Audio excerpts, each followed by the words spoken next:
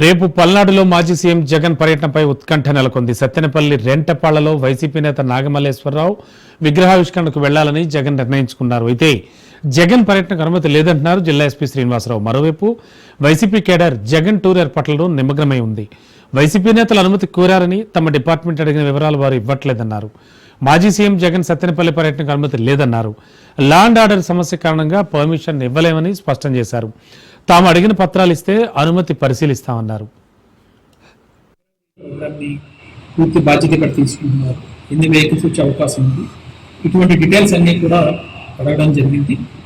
వాటికి సంబంధించి ఇప్పటికి ఇంకా మాకు ఎటువంటి సమాచారం అందించలేదు.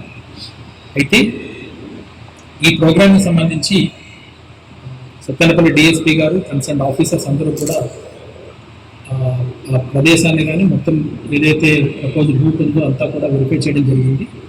వెరిఫై చేసి కొన్ని ఏవైతే దీనికి సంబంధించి ఉన్నాయో వాటిని సబ్మిట్ చేయడం జరిగింది.